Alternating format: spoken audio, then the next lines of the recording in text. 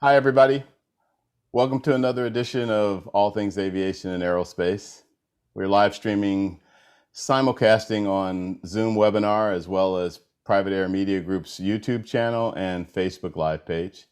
Welcome to the show. It's the last show we did live was from Textron Aviation, and we're back in the studio here, and I'm looking forward to this. I say it every week, every show, but I am really looking forward to this one for a few reasons.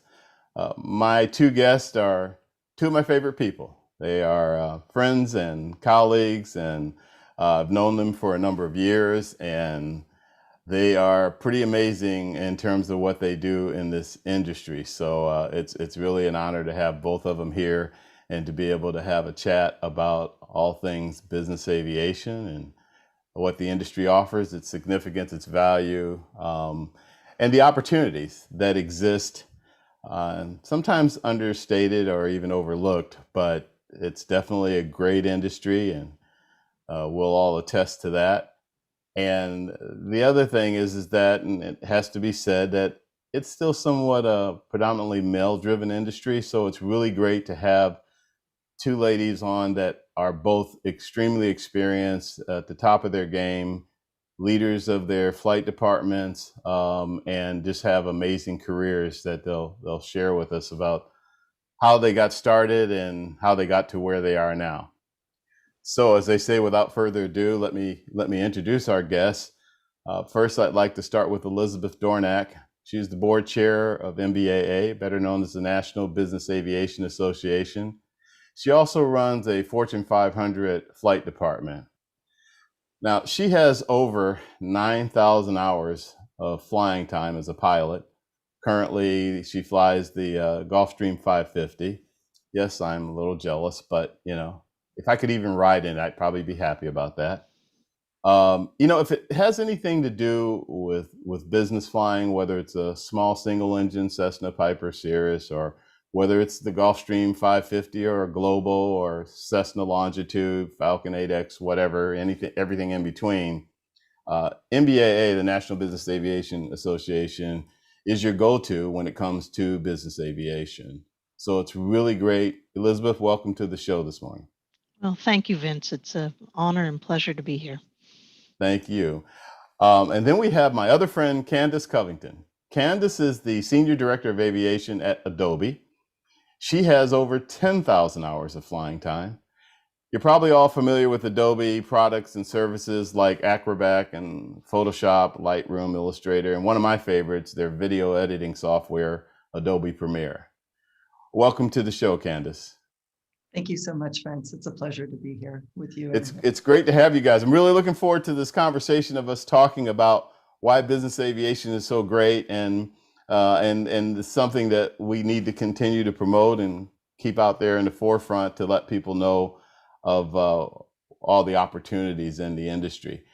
I'd like to kind of start things off and talk a little bit about how you guys got started in flying. And Elizabeth, I'll start with you, since you started flying at 14 years old and soloed at 16, and the rest is history. Over 9,000 hours of it. Well, yeah, thanks, Vince. So, this is business aviation in particular is a hard one to get into. And I think understanding the career paths within aviation can be a bit of a challenge when you're 14 or 16 years old to understand how do you make a career in aviation.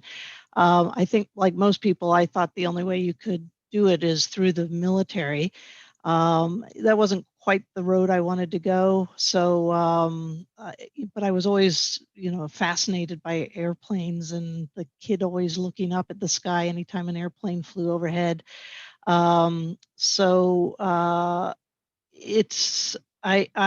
initially had the idea of I was going to become a doctor.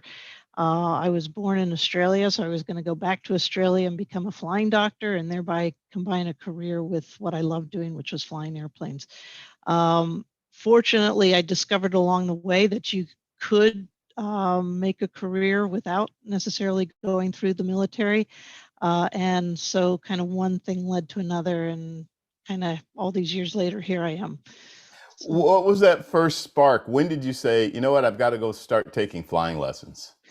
I guess it would have been kind of in my early teens, 13 time frame, just a fascination with airplanes and that excitement of, where's that airplane going? What are they doing? How do I get to do that? And so pestering my parents to drive me out to the little local airfield and take a lesson. And from the very moment that I got in a small airplane, I was bitten by the bug, right? And so Yeah. just like, this is really cool. There's something really special about being able to look down on the earth and see it from a different vantage point, one that most people don't get to experience. And that just, I was hook, line, and sinker. I was captivated. Yeah, like all of us aviators, you live and breathe aviation. Your husband's a pilot. And Right. did I see correctly that your daughter is actually learning to fly a helicopter? That's correct, right? So she had a chance to go for a ride in Alaska, and then it was the same sort of thing. Just came home and was like, I need to do this. This looks really fun, and so she's kind of working in that direction. So What's she training in? Robinson? R22, the Yeah, Robinson. R22. Yeah. Yeah, a little two-seater. Yeah, that must bring back memories for you. It does. It was really bizarre driving her to the airport and sitting there waiting for her to finish her lesson. It was like, wow, this is a flashback. Turnabout is fair play, right? Right. Yeah. Candace, how about you? What was the spark for you? How'd you get started?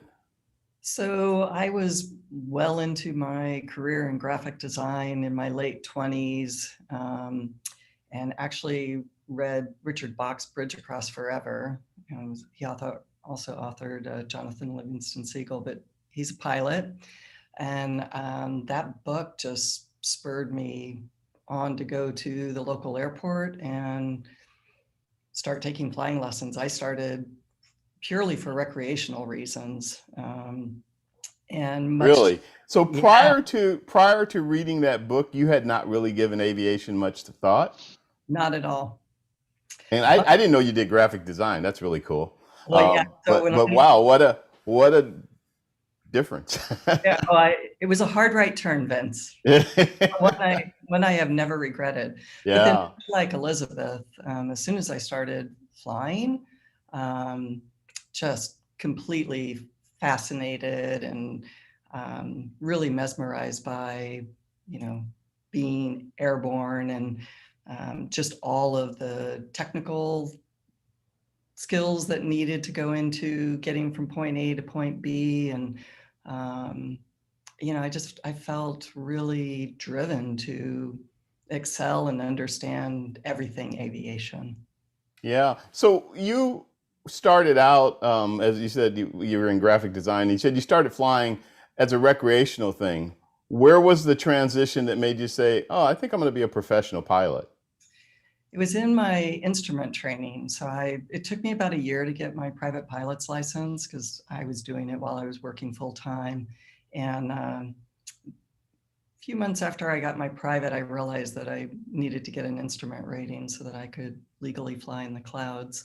And not that I flew in the clouds illegally, but and it was In case the FAA is listening, I understand. yeah, no, that would have been way too scary to fly in the clouds with just my private pilot's license. Right. But my instructor for my instrument training was also a professional pilot. He was flying for air ambulance, and I just was really intrigued by, all the opportunities out there that you could earn a living by flying. And so I started trying to develop a plan to figure out how I could basically shift careers and find my way into a professional pilot. And you never look back. And I never looked back. Have you ever done anything in graphic design since? Well, I came to Adobe. I feel like I came full circle, right? Well, that's a great point. I should have picked up on that right away. Yeah, yeah. So touche definitely to you that on that one. creativity. Yeah, I get to exercise my creativity here by. Yeah, absolutely. Well, we'll talk about that because you actually had to create a flight department for them, correct? I did. Yeah. So that means you started from scratch for them. I mean, you brought all of your experience from before. Elizabeth, how about you? What did you study in school? Well, so again, I started out in pre-med at Purdue University, and Oh, then so you were actually studying pre-med.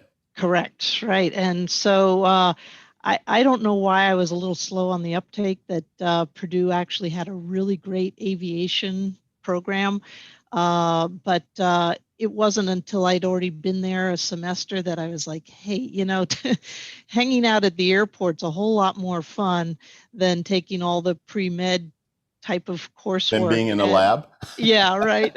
So I was able to transfer into the aviation program my second semester, and then I already had my private pilot's license at that point, but I was able to get my instrument and commercial and kind of get the foundation for the career that I wanted through a Purdue's program. Yeah, so you both are bringing up a really great point, and I really like to emphasize this. And we were talking about a little bit before we got started, and that is that you don't have to quote unquote major in aviation to become a professional pilot or to work in this industry or any aspect of it. It's really about what your passion is and what your skill set is that can apply to somewhere in the industry. Yes, it can be a pilot or be a mechanic, but it could be just about anything else, which we'll kind of talk about. So it's really kind of cool to hear, you pre-med and then transition into aviation, even though the bug had bitten you when you were like 13 years old, and for you, Candace, to come from graphic design to designing flight plan stuff. I was trying to be clever. It didn't work. But anyhow, um, so if you guys could expound on that a little bit, your perspective, because both of you have had the opportunity to talk to young people about career paths, and what kind of advice and perspective can you share with that? Either one of you. Well, I guess I'll start off with that, Vince, and say that follow your passion, right? And so, as you pointed out, it doesn't necessarily have to be as a pilot. There's lots of career opportunities within aviation and specifically business aviation. But don't let opportunities pass you by. It's seizing opportunities when they're in front of you. I think that's kind of one of the biggest takeaways that I've had throughout my career is, you often have those chances to walk through doors. Some doors lead to other doors close, right? But it's if you've got a passion for what it is you're doing, you'll end up in a good spot and doing things that you love doing. Candace, did you want to add to that? Yeah, I definitely +1 on everything Elizabeth said. And, I would encourage young folks to really, develop leadership skills, right? Because every position and every role in aviation is a leader. And so anything you can do to, improve those skills, study business, right? Because we run businesses. And so that business acumen piece, in addition to the technical competencies that are required for whatever specific role you're passionate about, is really, really important. But I think if you follow Elizabeth's guidance of follow your passion, you can't go wrong. And then maybe lastly, take some risks, some calculated risks on some opportunities and look side to side, because the career path isn't always straight. And I think the richest careers come from a little bit of zigzagging. Sure. Let's talk about career paths, and I'll come back to you, Elizabeth, starting with you. So you went from pre-med to getting in the aviation program at Purdue to eventually being in business aviation. Can you tell us how that transition happened and what drew you to business aviation specifically? Sure. So after I graduated, I did go back to Australia. I was thinking, well, maybe I can get a job flying in Australia, which was kind of part of my initial goal anyway. When I discovered I'd had to take all the certification tests over again to be a certified Australian pilot, I was like, well, I didn't really examine my opportunities in the U.S. so talk about zigzags, right? So I ended up becoming a flight instructor near my hometown, and did that for about a year. And then I was able to get hired by Pan Am Express, and I was a ATR 42 instructor. Pan Am, wow. Yeah, so dates me a lot maybe. No But comment. they had a commuter called Pan Am Express. Right. They ran ATR 42s, and I was able to work with pilots in the simulator in Toulouse, France. The ATR 42, that's the twin engine turboprop, right? Correct, that's right. Just want to make sure I'm on my game. Right. And so I did that for about a year, working kind of back and forth between the US and France, which was really cool. I was like 23 at the time. And then, then I got hired by essentially the company I'm still working for. So I was 25 when I got hired by a Fortune 500 flight department, and they had multiple bases. I was hired on the East Coast, and then had an opportunity to transfer down to Texas for a short while. What were you flying when you first started with the Fortune 500? King Air 200. So, oh wow! Yeah, great airplane. Yeah. Back in those days, they had quite a large flight department, kind of one of every business jet, and they had 3 King Airs, and I was brought in. Didn't even have an ATP at the time because I didn't have the hour requirements met at that point, but just kind of worked my way up through this corporation. So, how long did it take you to transition from flying a King Air to one of the jets? Well, I flew the King Air for about a year, and then, as I said, they had a variety of different airplanes. So the next airplane I went to was the Hawker. So they had a 400, a 600, and a couple of 800s. So of course that type rating allows you to fly all those different airplanes, but it's a common type rating for the So you got a lot of variety early on in your career. Right, exactly. So, and even transferring to the different base, it was like going to a different company in many ways. So it was kind of different culture and different way of doing things to a certain degree. Standardization started to get brought into kind of the DNA of how the flight department ran, but it was still kind of back in those early days. It was going through a transition. So I got to be part of that transition, and so that's kind of the beginning of the path for me. Awesome. Candace, you said that your flight instructor for your instrument rating was working in business aviation at the time, I think. So was that the beginning of your kind of checking out that aspect of the industry? Absolutely. I was learning to fly at, it was Centennial. Actually, it was Arapahoe County Airport in South Denver, now Centennial Airport. And so they had, fair number of flight schools, but a lot of, business aviation activity at the location where the school was based. And so that's where I got exposed to this potential and all these opportunities. Yeah. And so when did your actual career start with business aviation specifically? So, excuse me, after I got my instrument rating, I had made the decision to change careers. I was living in Colorado at the time, and I knew that I was going to need to really focus on my commercial and I was going to go the flight instructor route in order to build time. And I So knew it was that time to get serious. it was time to get serious. And I knew that I was going to need to change my environment and so that I could stay very singularly focused. So I actually left Colorado. I thought I was going to go to a school in Florida, but in my tour of flight schools in Florida, I didn't find one that really resonated with me. I was kind of a unusual candidate because, you know, I had a couple hundred hours and then my instrument rating, and most of these were ab initio schools where you started with 0 time. And so I didn't quite fit in very well. So I moved down to New Mexico where my father was building a house.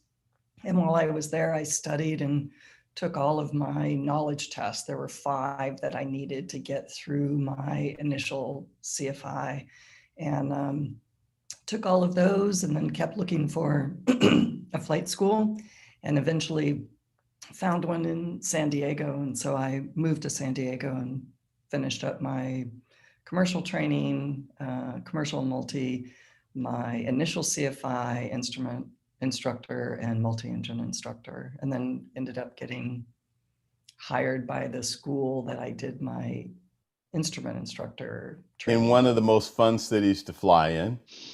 You know, I thought I would be there 3 to 5 years, Vince, because I was going to go wherever I needed to go to pursue my aviation career.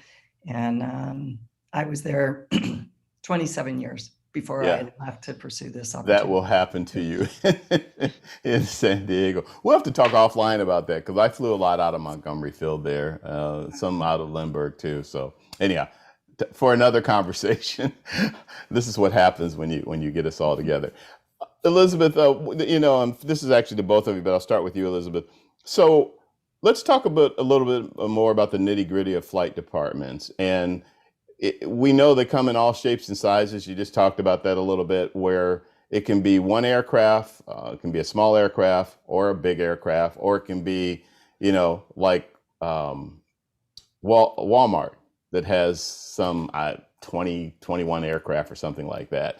So a lot of it has to do with the mission of the company and what the company needs and things like that.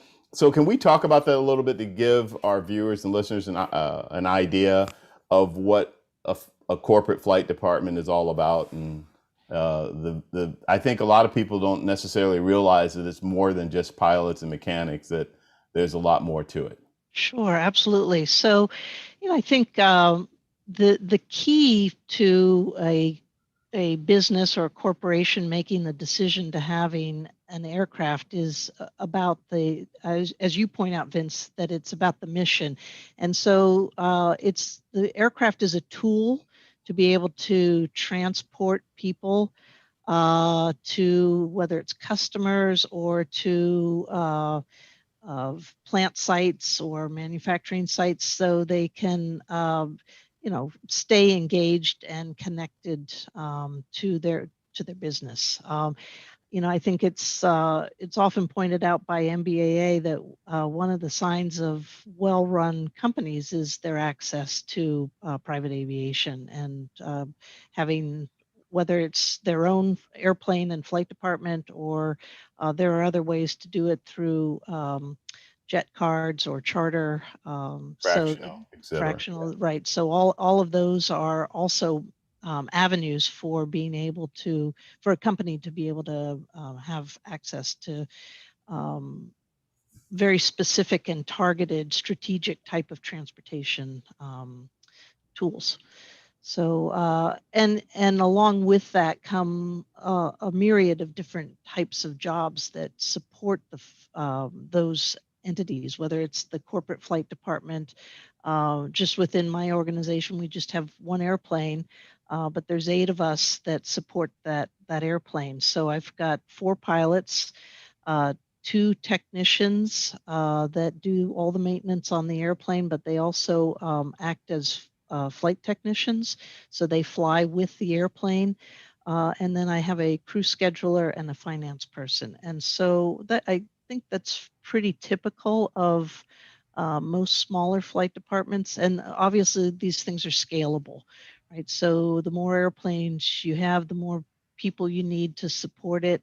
But as you also point out, Vince, that the size of the airplane can vary from, a single engine airplane up to long-range international and very capable airplanes. So it's just whatever the needs of the company are to be supported. Yeah. Other than size of the flight department, the functionality is pretty much the same, whether it's a small one or a large one. I think you can speak to that, Elizabeth, because you mentioned that your company at one point had a large fleet, but the functionality of it pretty much the same. Yes, very much so. Yeah, so when I first got hired, we had 4 bases. There were over 80 pilots, 24 aircraft. As I pointed out, there was kind of like one of each airplane, and in some cases multiple copies. So, but not a lot of standardization. And so that kind of led to, early on, each captain kind of had his way of wanting the cockpit run. And to me, that was a little frustrating, having come out of the rigor of Purdue's program. To be honest, early on, I was like, maybe You I should guys go are to the flying by the airlines. seat of your pants. So, Right. so it's about safety culture as well. Exactly. And so, but those things grew over time. And like I said earlier, I was able to be part of that change. And that was really that opportunity, the excitement of being able to implement and be part of the change was something that kept me here. It created the stickiness of that I wanted to stay and be part of an organization. Sure. Candace, you have had a lot of experience with major flight departments, but this opportunity with Adobe, you actually had to start from scratch pretty much, right? Yeah, which was one of the. So tell us about building a flight department from the beginning. Yeah. No, the opportunity to build a flight department from scratch, I looked at it as a once in a lifetime opportunity, especially for a Fortune 200 company, right? I mean, to Elizabeth's point, if you look at the Fortune 50 companies, the majority of them have corporate flight departments, and that just speaks to the value of the asset as a business tool and how it plays a significant role in the success of the business.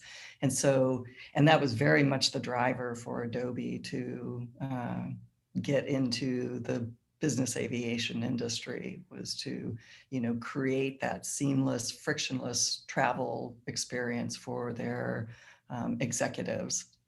But I think organizations, it's really about the people, and that culture that we've kind of talked about, and mindset of the people and how they approach the flight operations, that rigor around operating procedures and standardization, and just always wanting to raise the bar in safety, but excellence in customer service, right? And how Right. we're delivering this experience to our traveling executives. So that opportunity to get to build a team was just really energizing for me, because I do think that the people, if you can get a group of people that are not necessarily all the same, you need some diversity and experiences and perspectives, because you need people to come and genuinely debate about what you're doing and how you're doing things, right?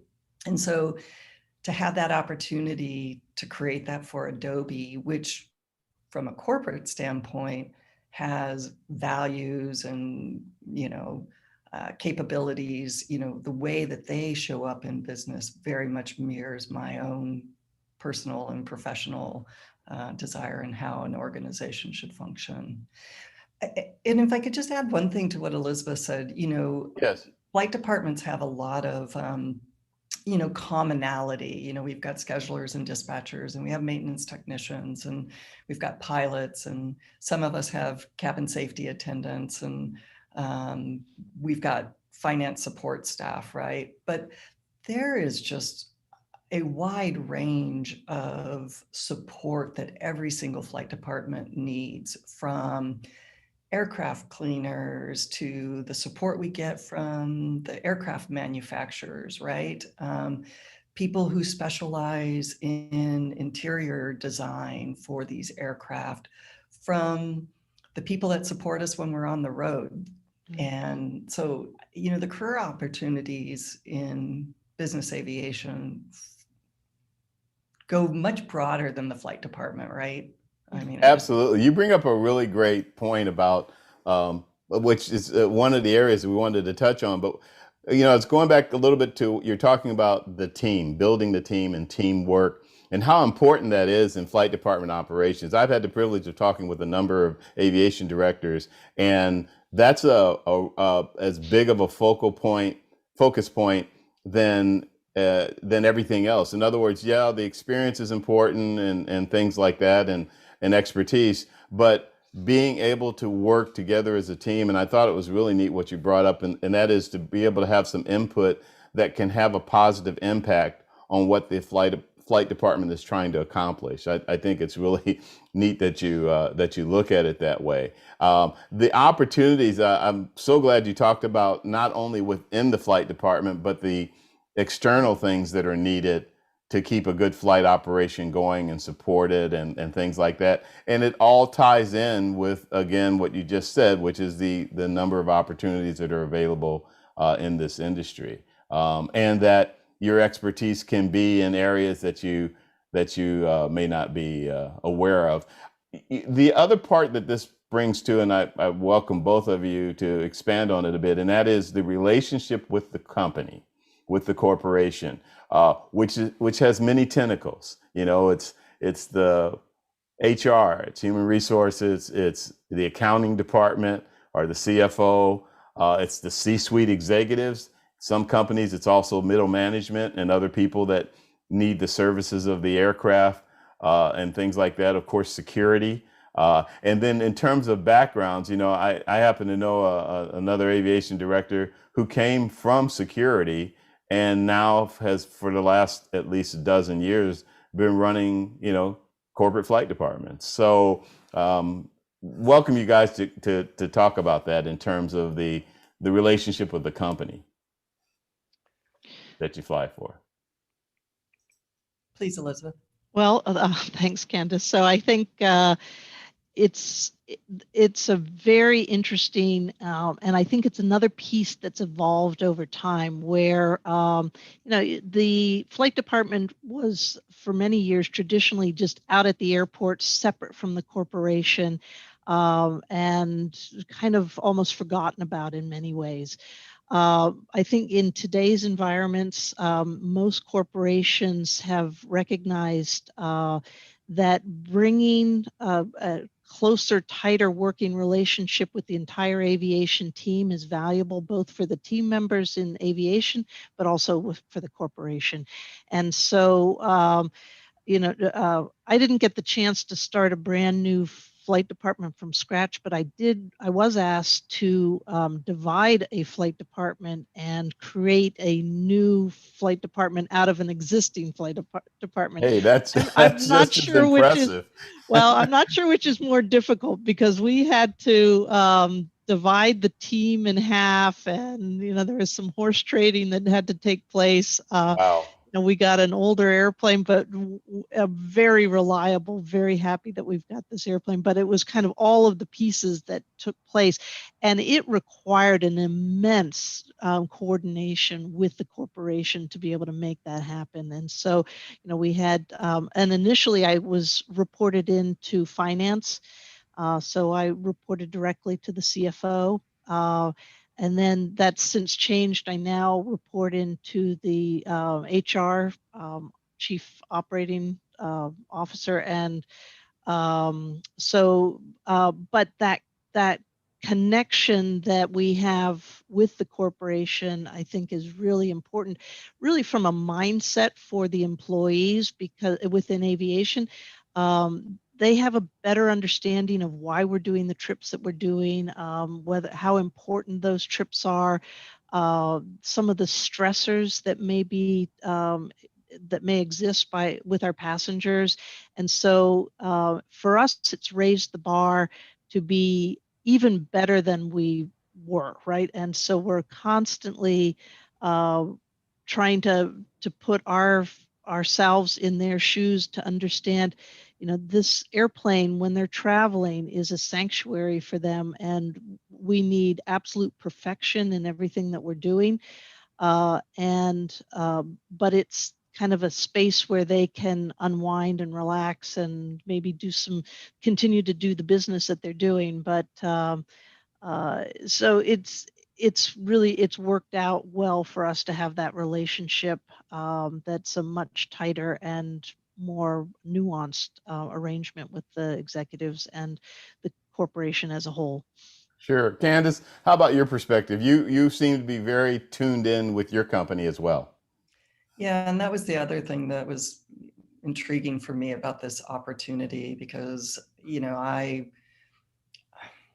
I really admire Adobe and the Adobe brand. And so to be an integral part of that organization, much to what Elizabeth was saying, is, the flight department it's another business unit within the broader enterprise organization, but you're a significant ambassador for that company's brand, right? So all of the vision and mission statements of that corporation trickle down to the flight department. And that was really important to me, that, we weren't just this organization that sat, very much disconnected, that we were fully embedded and integrated into Adobe as an organization and an enterprise. And Sure. that's certainly the way it feels. And it's, to Elizabeth's point, I think it makes a big difference in engagement and motivation and driving to, go above and beyond in creating those exceptional experiences. Right. I'm going to come back to something that you were talking about also earlier, Candace, and that both of you can speak to it. But with and I'm not doing a big comparison here, but with the airlines, the pilots, their contact with the passengers is pretty minimal. I mean, they come in and they the good pilots or captains will say hello and kind of give you a preview of what the flight's going to be like, et cetera, and so forth. But most of the contact is with the flight attendants and et cetera. Very different in corporate aviation and business aviation, because you're flying a lot of times the highest level of people in the company, or it can be a mix. It just depends on the company and what the mission is. And you were touching on that, Candace, about the importance of customer service and of being attentive, and all of these things tie into things like the responsibility for the pilots with catering, and if a flight technician's on board, not only do they know how to fix the plane, but they also know how to deal with who's in the back, as we like to say, or who's in the cabin, and all of these kind of things. Can both of you talk to that a bit? Sure. I mean, early on, when I was trying to determine what path I wanted to take in aviation, I certainly looked at the airlines and quickly realized that, I don't do cog in the machine very well. Like, I need to have a more direct impact into driving decisions and solutions and innovating, right? Like coming up with new creative ways to achieve a goal, right? And make it more efficient and effective. And so for me, I just was always driven towards business aviation for those reasons, because you were going to have a much more integral role in problem solving and working directly with the C-level suite in ensuring that these executives got where they needed to be when they needed to be there. And that was very exciting for me.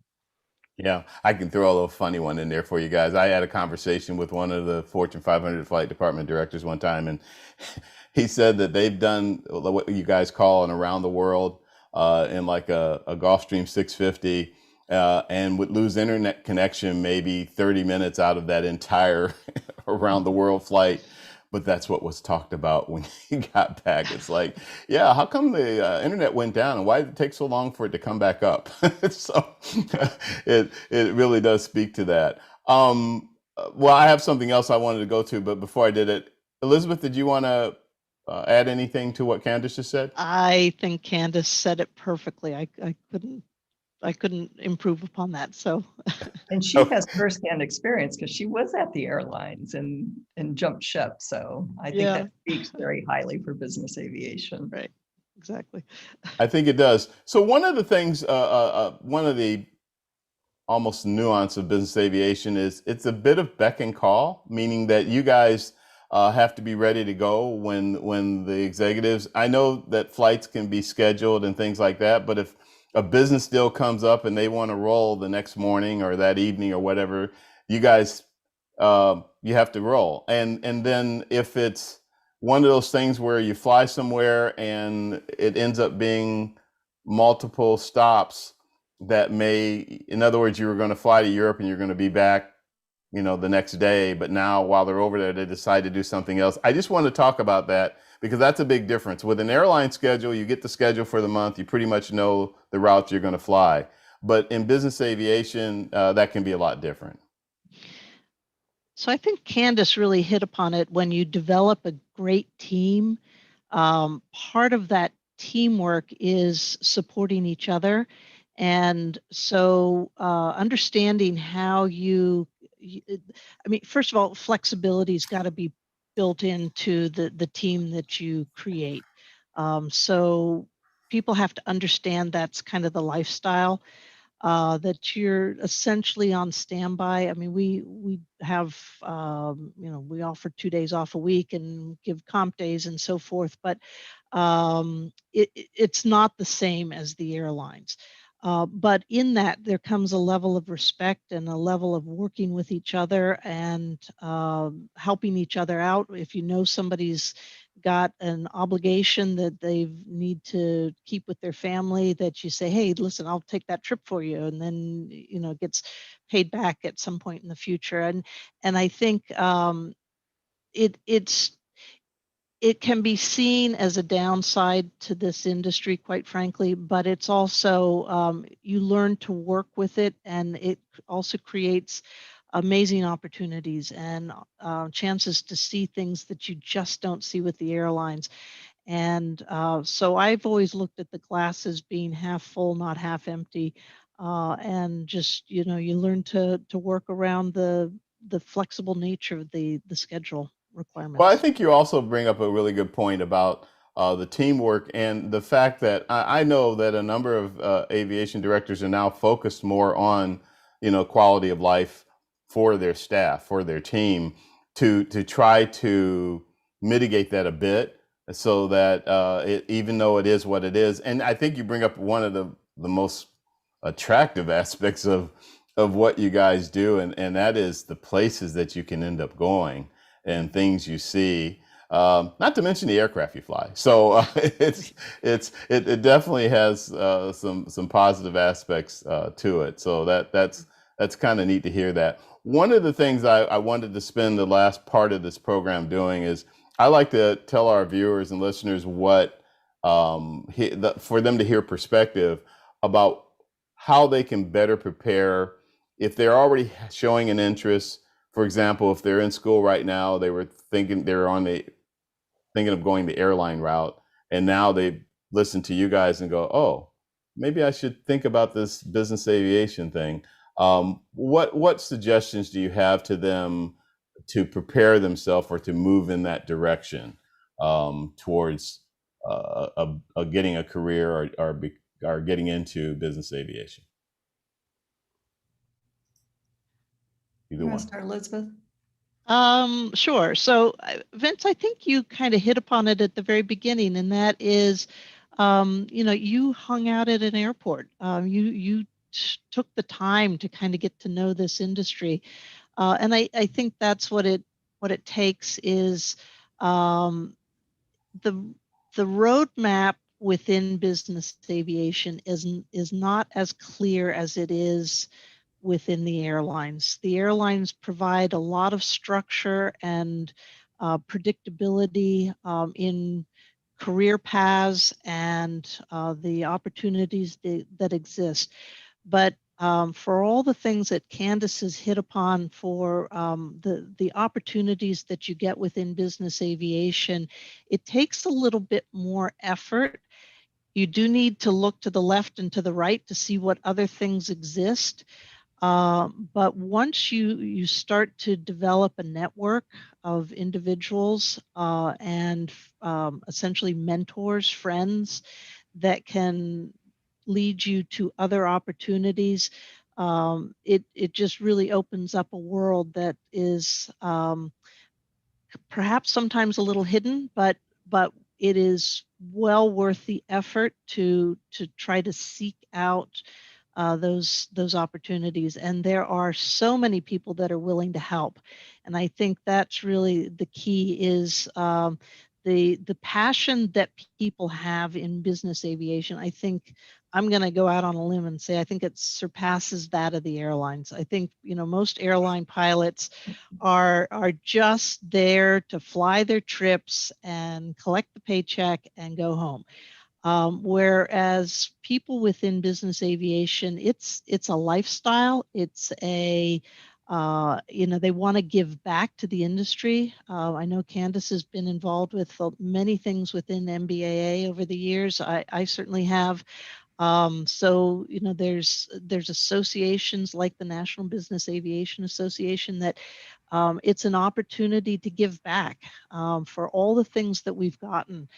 And those organizations, they do an amazing job of networking people, and they have mentorship programs and scholarships, and so there's just a lot of people out there that want to help. And I think Can I put you guys on the spot for a second? So let's say I'm a senior graduating from an Embry-Riddle, Purdue, UND, and I'm on that track for becoming a professional airline pilot. But I've discovered that business aviation is more something that I'm more interested in. But I have 700, 800 hours. So I've got a ways to go to get there in terms of getting in the right seat of a corporate aircraft. Would taking a job in another area at a flight department, maybe in scheduling or something like that, is that an okay route to take that can eventually lead you? Because you get from my perspective, this is more me just saying this, I think you can learn a lot if you're doing another position, and then when you finally have the qualifications in terms of flight time, then you hopefully get something opens up and you get an opportunity. I think that's a fantastic strategy, right? And to Elizabeth's point, it allows you to start building that network. You're in industry, right? You have all that exposure to peer flight departments, all the other roles within a flight department. So plus you learn a lot. So when you get that pilot position, you're a much more well-rounded pilot because you are able to come to that role with other perspectives that somebody that's just been solely on the pilot track doesn't necessarily appreciate the other functional area. And Vince, if I could just make two other plugs for business aviation that really please plug away. The professional development opportunities in business aviation are vast. I mean, safety, sustainability, anything about rigor around flight operations. And then also, something Elizabeth said really resonated with me that, business aviation, it's a unique industry. And I think community is just it's a really fabulous community to be a part of. And even though we do the same function and deliver the same services for all different types of corporations, which I think is one of the fascinating things about business aviation, because you can, fly for a coffee company or a pharmaceutical or a technology company. I mean, they're just vast opportunities that make it a really exciting community. Great points. Yeah, yeah, Yeah. absolutely. I didn't know if you wanted to chime in on that too, Elizabeth.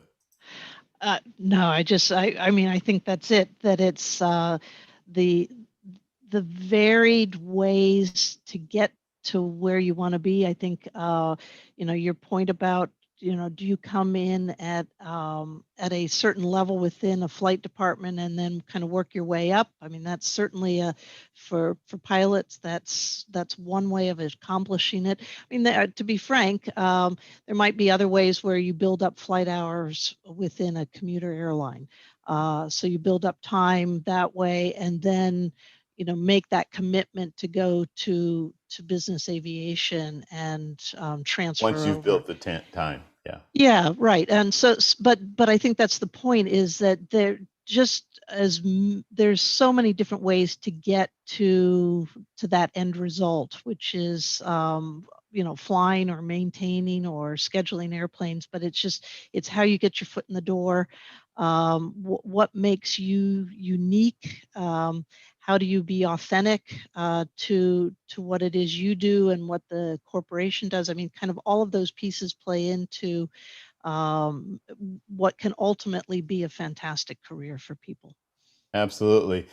You're the board chair for NBAA. Why don't you tell us a little bit about some of what NBAA does with your programs? For example, in terms of networking, your convention doesn't get any better with the of what 1,000+ exhibitors and in every aspect of the industry. But it's also, you guys have your YoPro program and things like that. Can you speak to that a little bit, Elizabeth? Sure, absolutely. So, I was probably it was probably in the 1990s that I went to my first NBAA convention, and I had no idea that this industry was as big as it is. And Candace brought this up with the people that do the interior design of the aircraft, the fixed base operators that support the aircraft movements, all of the OEMs that manufacture these airplanes, and all the support and the people that go behind that. To me, I was just thinking flight departments, pilots, mechanics, schedulers, Right. and that was it, right? I And remember then those there's thoughts. this whole other universe out there. Yes. And so that convention is an amazing opportunity to really get a chance to see how broad this industry truly is, and the types of skill sets that are needed. And we haven't even hit upon the advanced air mobility and kind of what's going on in that whole part of the industry, and how that's going to change things, I think, very fundamentally going forward. But yes, NBAA's a great resource. They have a fantastic website, and they do things like the YoPro initiatives, where it's opportunities for young people to network, to kind of compare notes on career paths, and how do you get jobs, and once you get a job, how do you keep the job, and how do you take advantage of the career development that may exist. There's a whole structure of committees that support NBAA, and that's actually how I first got involved with NBAA, was through the committee structure. And again, it's an opportunity to give back, which I think can be very powerful and very engaging. Absolutely. And the other part with your YoPro program for NBAA is the kids get to network with their peers as well. So those who are on the same page trying to do the same thing, they can, Right. Share notes and thoughts with each other about that. So I think that's a neat aspect. I'm a little biased about NBAA after having worked with it for 9 years. But I think that's a really good point. We're going to run out of time here. But I just wanted to make sure that, and you brought it up a little bit. I wanted to see if you guys had any further thoughts about the future. I actually, the industry is growing leaps and bounds, and there was a discussion a few years ago about workforce shortages and concerns, and guess what? We're right back there again, right? So here we go, with a whole lot of opportunity there to fill some positions and to see this industry continue to grow. So before we wrap up, I'll say this, and this is a kind of a compliment to you, Elizabeth, because you're my hero in another respect, and that is that you have two kids. They're similar ages to mine, but you and your husband have managed to both have flying careers and raise these kids and balance it all, which I think is, I wanted to just touch on that briefly because I think that's an important aspect to point out, that it is possible to do that. You run a flight department, you fly, your husband flies, you have two great kids. Well, thanks, Vince. Yeah, it's I guess at the end of the day, you can have it all, right? And so whatever it is that you want, you can have it, right? And so, for me, having a family was important. Again, I had worked for a company that was supportive and gave me the time off to be able to, um, get through a pregnancy and have time off afterwards. But it takes a network, a structure, kind of behind the scenes, also to make that happen and be successful. But it's possible, and it's again, it's just a matter of priorities. I used to drag my kids to a lot of the NBAA meetings because for me I spent so much time traveling for my job that when I was doing this volunteer work for NBAA, it was important that they get to be exposed to part of my life and to see. Which is how I know your kids. Exactly, right. And but it introduced them to business aviation as well. And they got to see what mom was doing.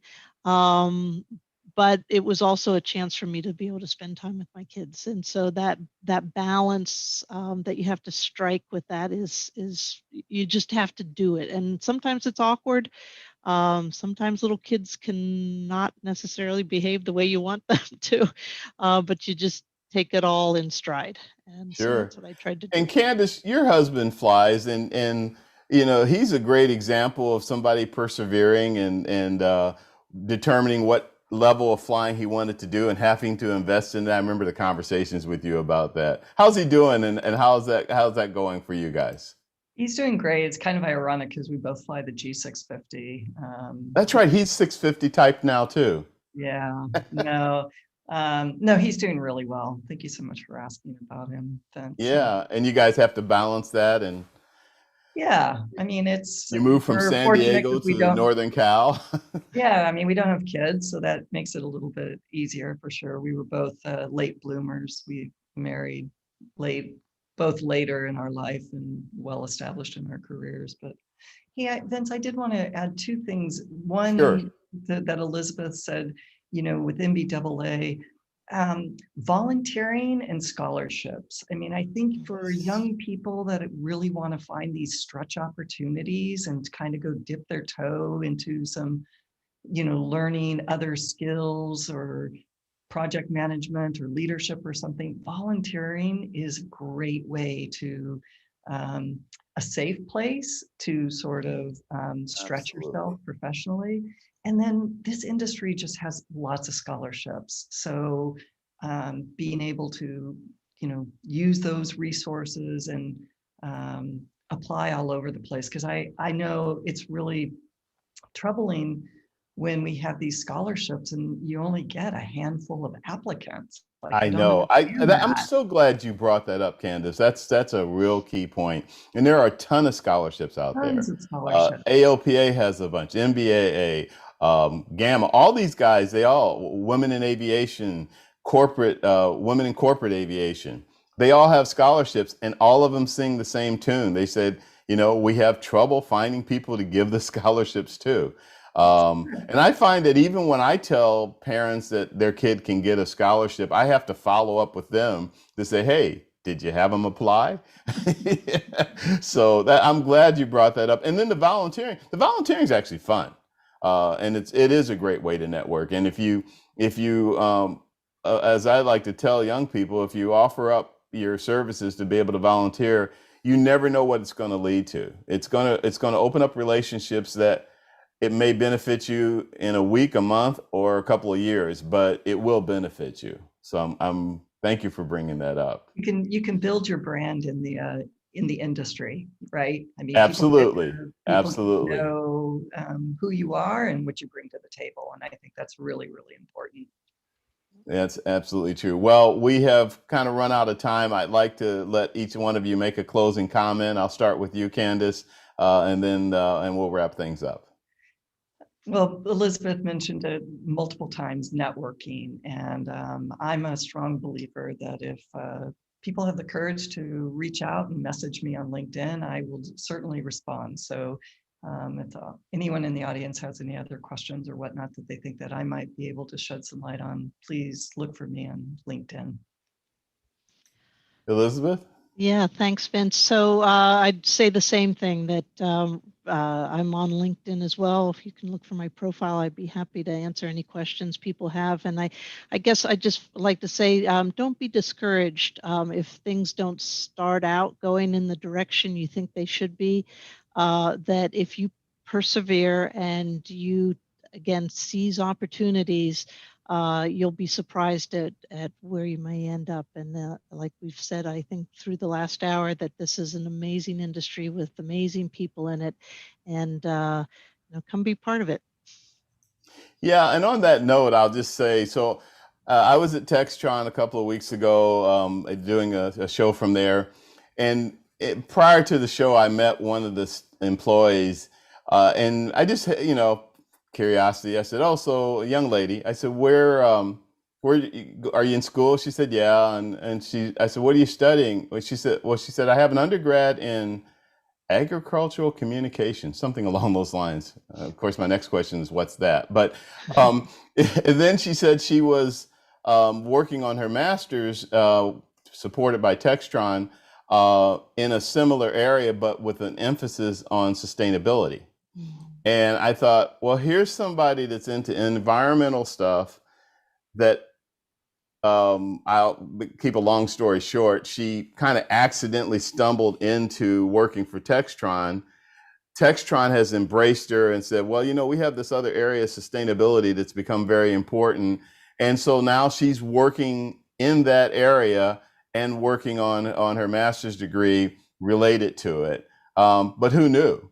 That's a great story. Aviation wasn't even on her radar, or nowhere near it, actually. So I think that kind of emphasizes the point that we've been talking about overall and through this hour, and that is, if you have the interest and or even if you don't know exactly what you're going to do, if it leads to aviation, you're gonna benefit. There's going to be a lot of opportunity for you there. So, ladies, it's been a pleasure with having both of you on. I actually consider it a treat, a privilege, an honor to have the two of you on together and talk about a great industry or a great aspect of aviation, and wish you both well with you and continued success with running your flight departments and everything that you do, and have some fun, continue to build those hours and some pretty cool aircraft. So thank you very much, both of you, for being on All Things Aviation and Aerospace.